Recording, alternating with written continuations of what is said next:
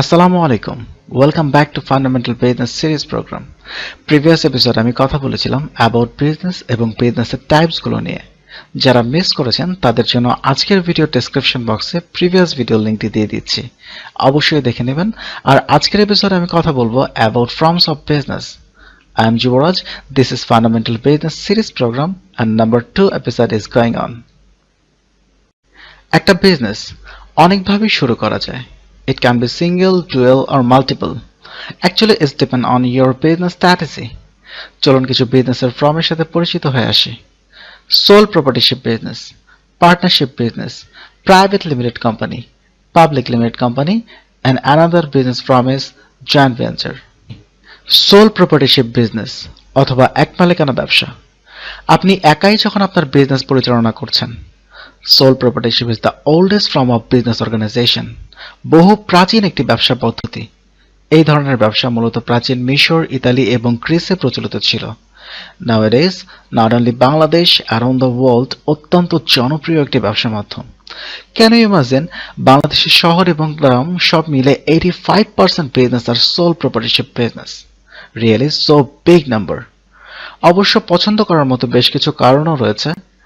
আপনি খুব সহজেই শুরু করতে পারছেন শুরু করার জন্য তেমন কোনো আইনি জটিলতা নেই ডিসিশন মেকিং থেকে শুরু করে ব্যবসার সব ধরনের কন্ট্রোল আপনার হাতেই থাকছে নো প্রফিট শেয়ারিং কারোর সাথে প্রফিট শেয়ার করতে হচ্ছে না কখনো যদি মনে হয় বিজনেসটা প্রফিটেবল হচ্ছে না অথবা অন্য কোনো কারণে আপনি বন্ধ করে দিতে যাচ্ছেন সেক্ষেত্রে খুব সহজেই টার্মিনেট করে দিতে পারবেন অন্য বিজনেসের মতো লেন্দি টার্মিনেশন প্রসেস মেইনটেইন করতে হয় না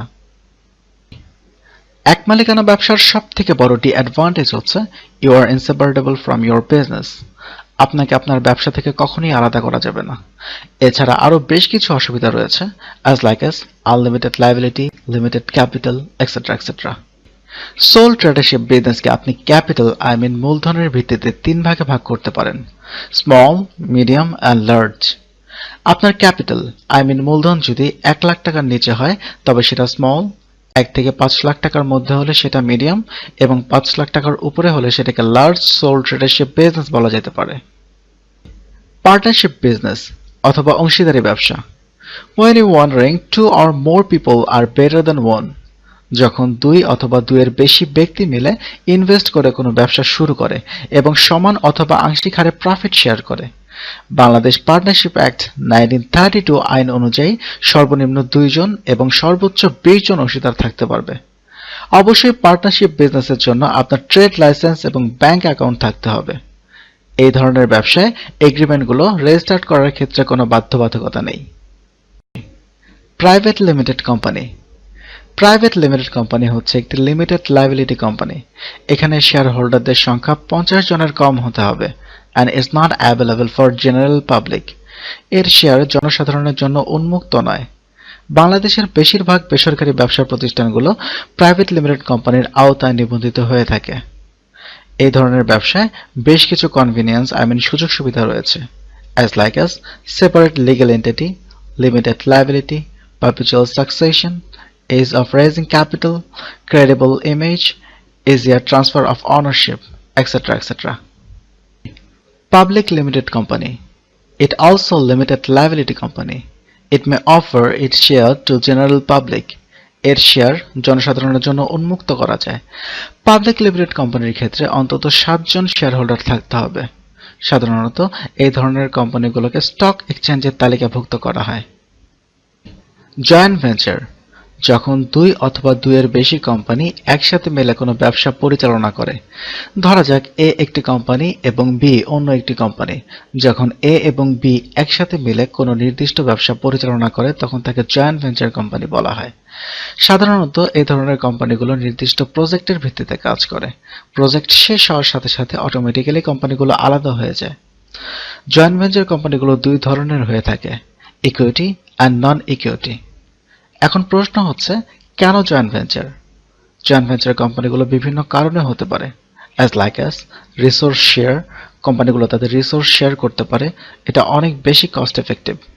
লার্জ প্রজেক্ট কোনো বড় প্রজেক্টে কাজ করার ক্ষেত্রে লিমিটেড অ্যাবিলিটি একটা কোম্পানির কাছে সব ধরনের স্কিল নাও থাকতে পারে যখন কোম্পানিগুলো মার্জ হয়ে যায় তখন তারা তাদের স্কিলগুলোকে শেয়ার করতে পারে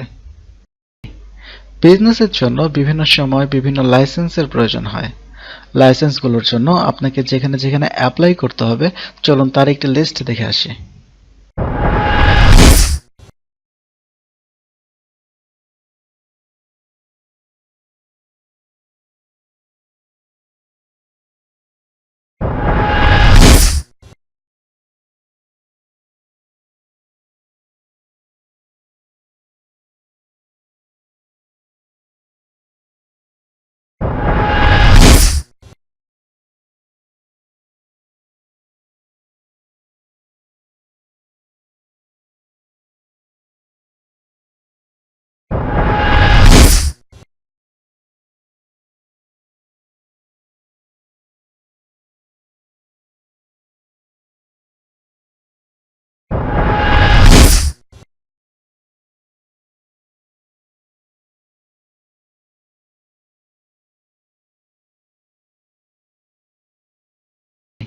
আজকের এপিসোড নিয়ে কিছু বলতে চাইলে অবশ্যই কমেন্ট বক্সে জানাবেন। ইনশাআল্লাহ আমি চেষ্টা করব আপনাদের সবগুলো কমেন্টের রিপ্লাই দেওয়ার জন্য। চ্যানেলটি ভালো লেগে থাকলে সাবস্ক্রাইব এবং বেল বাটন ক্লিক করে আমার সঙ্গে থাকুন।